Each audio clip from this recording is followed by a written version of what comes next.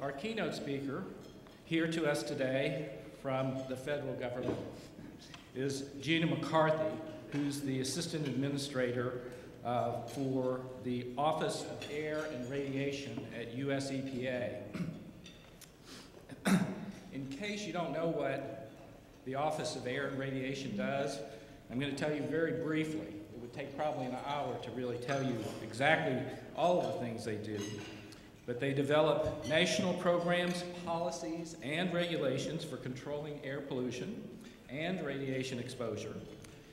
They're concerned with pollution prevention, energy efficiency, indoor and outdoor air quality, industrial air pollution, pollution from vehicles and engines, radon, acid rain, stratospheric ozone depletion, climate change, and radiation protection. Primarily, the primary agency responsible for the Clean Air Act, which is one of the most important pieces of legislation that our country has ever passed, and is certainly under attack now. And Gina is on the front line of trying to deal with a difficult Congress and a political atmosphere that is fairly toxic. As it turns out, though, she's exactly the right person for the job. In fact, you know, she's the perfect person for the job. She came up the right way, fighting for the environment at state and local levels. Her senator from Connecticut had this to say about her when she was appointed. Connecticut's loss is a win for our nation. Gina McCarthy brings to the EPA a depth of knowledge on environmental issues that few can rival. She's been universally recognized as a uniquely talented environmental advocate. President Obama could not have picked a better candidate to help him in developing and implementing policies to address climate change. And I only say one more thing, you know, when you've been around, Gina, and you say things, your quotes sometimes come back to haunt you. Here's one of her noteworthy quotes when she was in Connecticut. "The federal standards are simply not good enough. If we can't get the federal government to act, then we have to take action in any way we can." and that.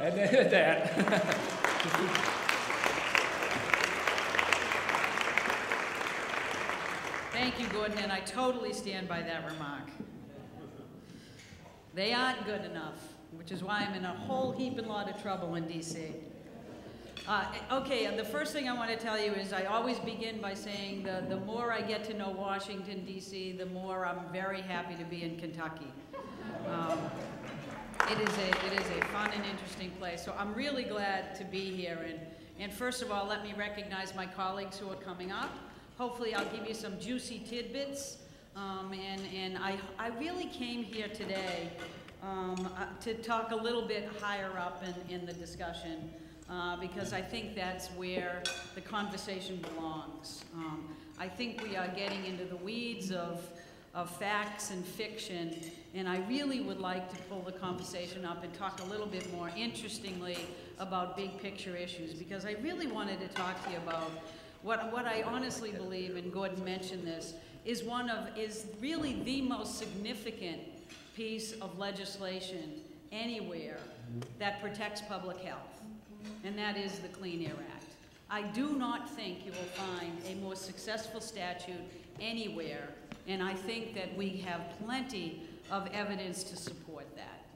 You know, over the past 41 years since EPA came to be and the first Clean Air Act was passed, every dollar we spend to protect public health under the Clean Air Act, we get $30 in direct public health benefits. Now that is an investment ratio that anybody can really embrace. And what we've been able to successfully reduce criteria pollutants by 60%, while the GDP grew well over 200% during the same time period, as well as jobs. And so it's very difficult for me in Washington to be facing the criticism that EPA has run amok, that we are killing jobs and we are slowing down the economy. It is simply factually not correct. In 40 years of history, EPA has never threatened energy reliability. We have never shut down the ability of agriculture to grow healthy food to feed people who need to be fed in this country. We have never dropped trays on the floor during speeches. I'm sorry, I couldn't resist. But you know, right now when I go to hearings, I basically think that the dialogue is so much more of what have you done for the economy lately? How many jobs have you grown? And if you can't articulate it, then you're a failure. Now, I recognize probably more than most the need to actually focus on job growth, the need to focus on the economy.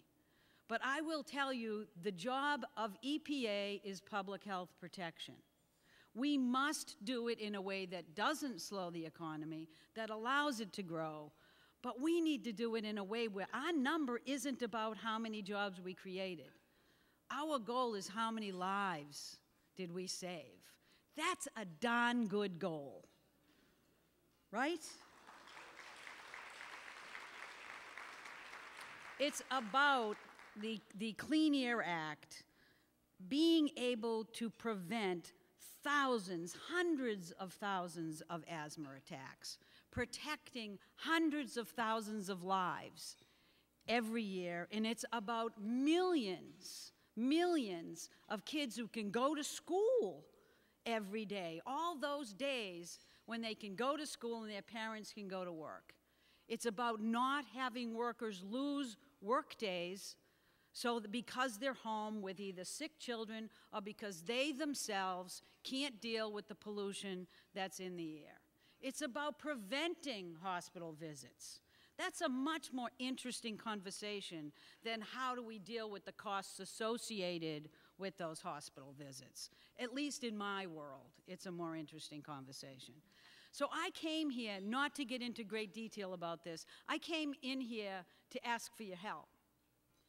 I came in here to ask you to help defend what we all know to be the facts of the world and to speak them from every steeple and every platform as well as every table, because we have to stop being a fact-free zone, which is what Administrator Lisa Jackson calls the Beltway, a big fact-free zone. We have to speak fact. We have to give people the information they need to understand the choices that are available to them so they can participate in democracy as it's supposed to happen. Okay? That's what we really need to do, and I need your help. Because EPA is not the enemy. EPA is not the enemy of workers who want to go to work in a safe place, want to go home to their families. EPA is not the enemy to children. We protect children from dangers associated with pollution. As EPA, we protect them from dirty water, we protect them from toxics in the land, we protect them from pollution in their air. Now, if that isn't enough, I don't know what is, because we are basic core services that you should expect the federal government to do for you, and then as states and local communities, you should do more. Because Gordon, you are absolutely right, and I was right then and I'm right now, all we can do is establish national standards. You have to figure out for your community how those national standards apply and where the loopholes are, where the gaps are, what your communities look like, what your sources of pollution look like, and you need to work really hard so that the fabric of protection is there to be able to allow people to breathe clean air, drink clean water, and have safe and healthy places to live. And we are not done yet. We have been very successful. But over 41 years, we haven't figured out how to do it all, and there is work to be done. But we have no plans to do that work in a way that's going to stop economic growth. Two different conversations, related, but two different goals. And the funny thing is that we are being told that if you move forward to protect the environment, you are by necessity slowing down the economy. that is simply not true. We have an environmental technology industry in this country that rivals the pharmaceutical industry. It's big. Why do you think it's big? We made it that way. We said you can't just pollute. You gotta actually take some of the profits and put controls on and make sure that you're not just providing good jobs, good products, but you're doing it in a way that people around you can continue to be healthy and lead productive lives. But who's saying that? I'll tell you who's saying that. The President of the United States, in his State of the Union, made it very, very clear that his intention wasn't to create jobs and grow the economy by dismantling the core environmental protections that actually protect American families and we all expect the national government to provide. He is a staunch advocate of what we do. He is the one standing in between legislation that could take down the Environmental Protection Agency and protecting American families. Because what he has said is that you don't have to make false choices. You don't have to choose between the economy and the environment. Now, how many years, folks that have been in the environmental world, how many years do we have to keep saying that? How many years of proof do we need to bring to the table? How much data do we need to analyze at the national academies? How many years of data? You know how we get there? We get there because we challenge American ingenuity.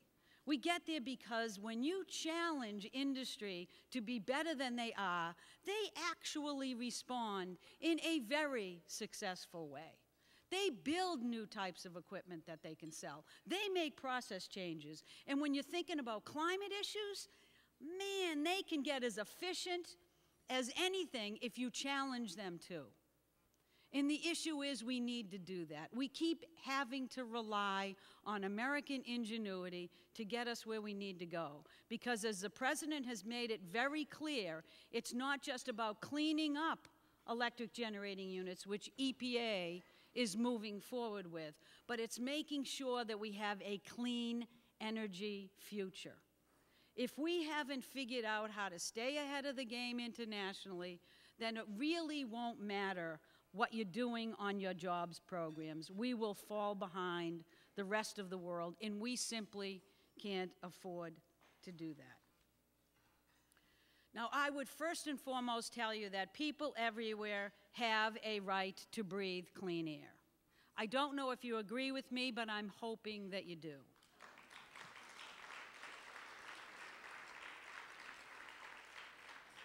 They also have a right to a good job. They also have a right to farm. They have a right to sit with their family and have a healthy meal that's grown locally. I think that's one of the coolest things imaginable, right, JP? Woohoo! Yes? And really, what we really need to do is just remind people that they don't need to make these choices and that we really can have it all. And that is why EPA is moving forward. We're moving forward in a common sense way. We are not running amok. We are doing what the law says. We are doing what the science demands and tells us is the right thing. And we're doing it in a way that's cost effective and will help grow the economy. You know why? Because we know how.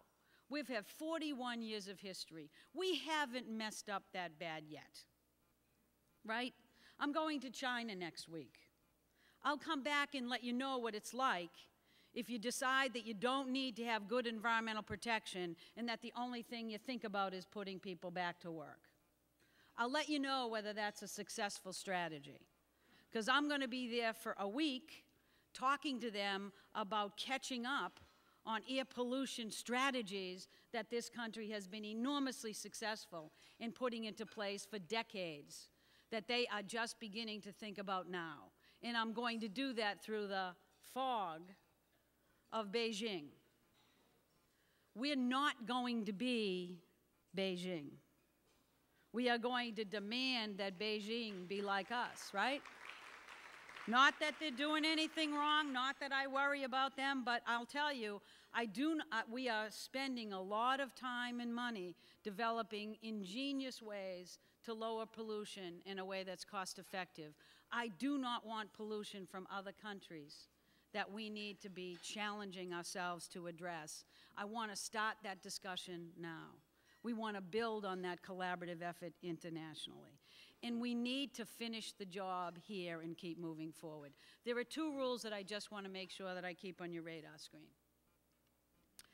The first rule, and much of what I've done, and I will tell you I'm a very busy person, much of what we've done in the air program has been a couple of things. One is we are looking at the Clean Air Act, and we know that 20, 30 years ago, things were supposed to happen that still haven't happened.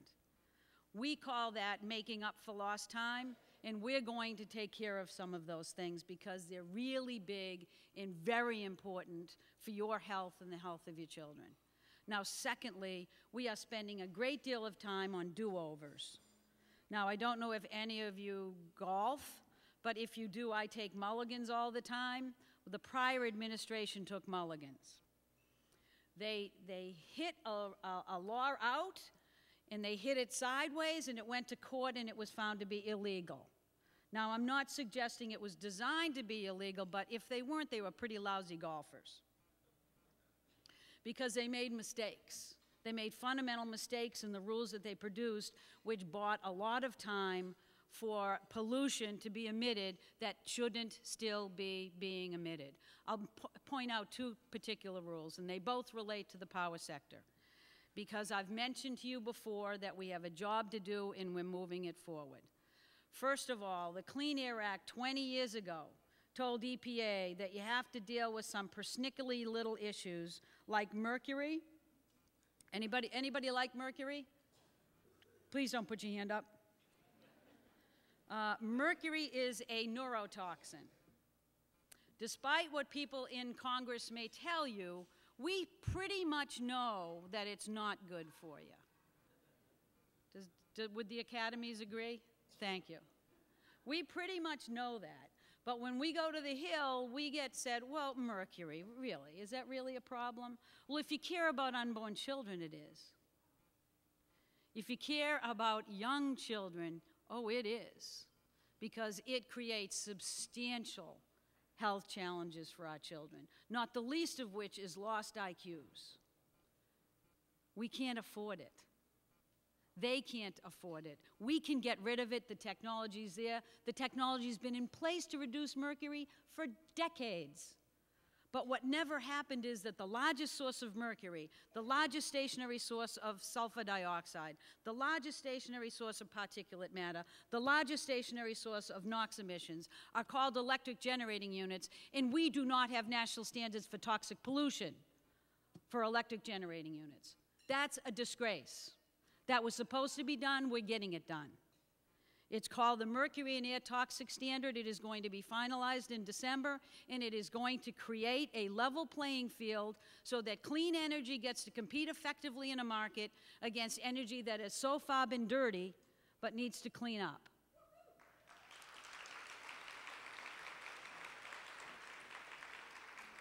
Now, that doesn't mean that there'll be no coal in the future, frankly.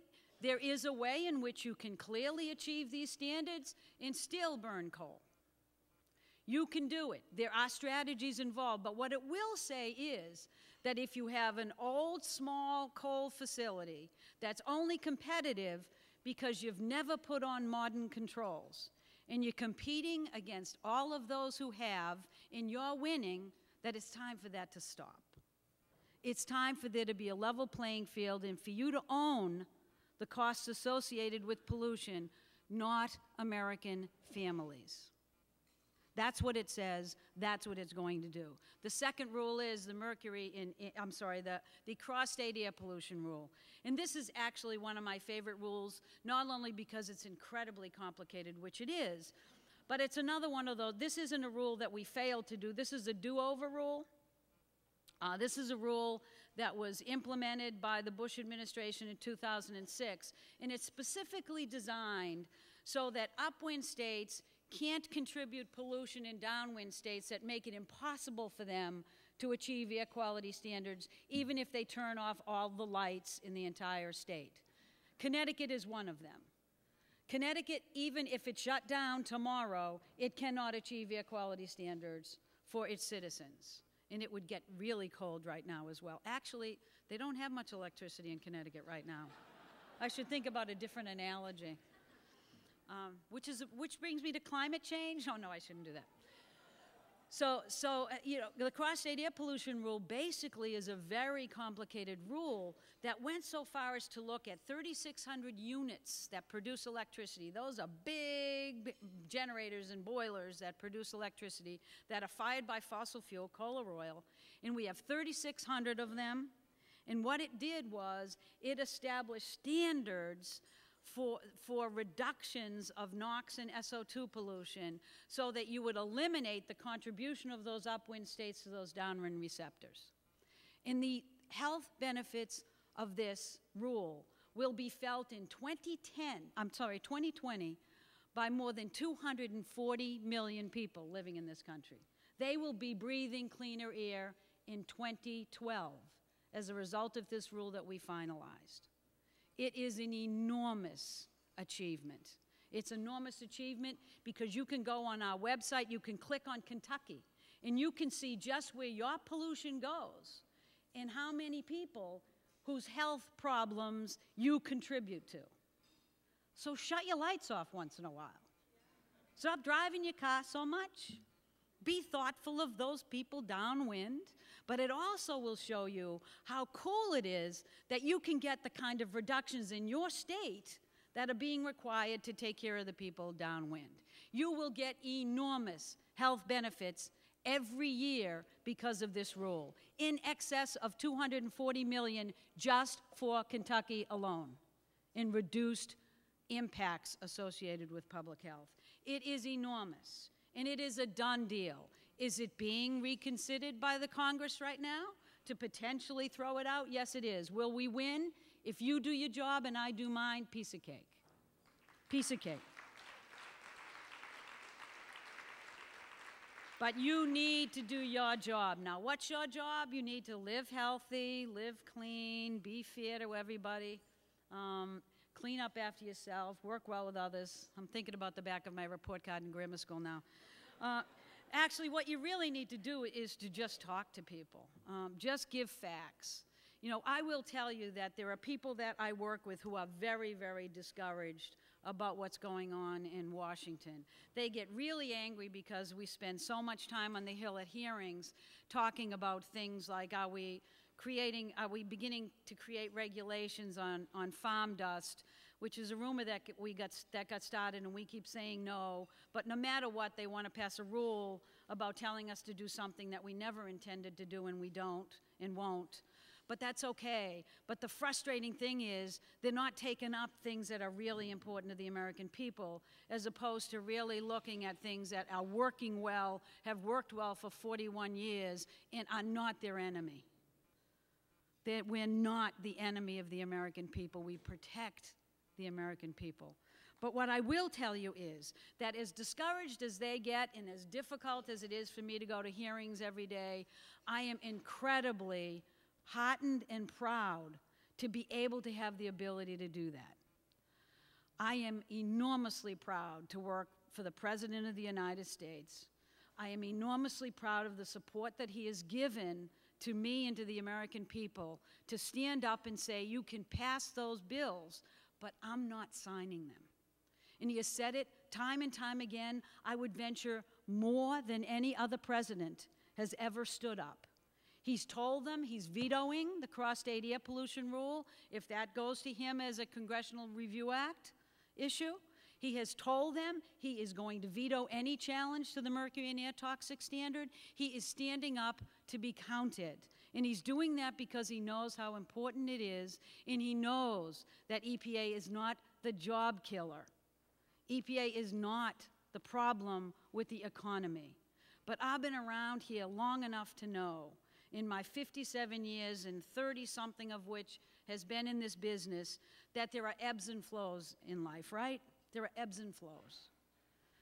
Part of the problem is every time the economy gets weak, the challenge on the environment always picks up, doesn't it? Always. And we are in a difficult time. And for those of you who really want to think about it, I don't want you to get discouraged by it. I don't think it's anything to be surprised by. We just need to speak clearly and factually. The American people will do what they always do. They'll work the democratic process, and they'll come out with the right decisions.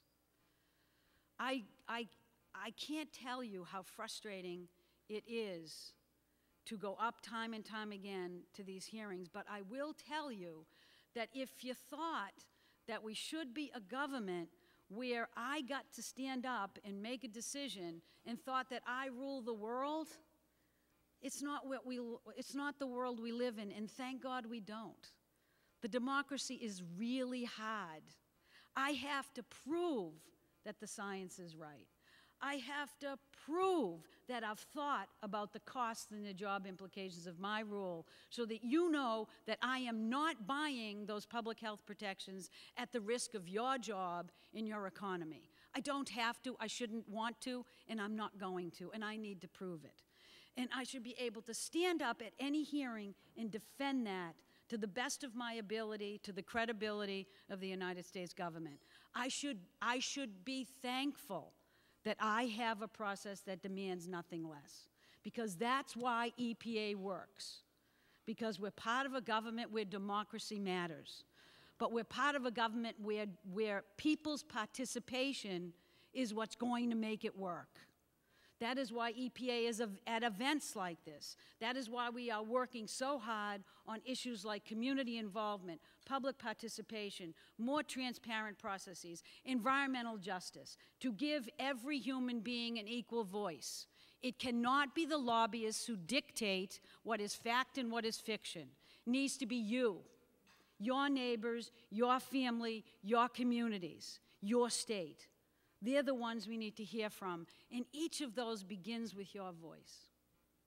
So I am here just to ask you to speak with your own voice about the truths you believe to be true, and we will do just fine.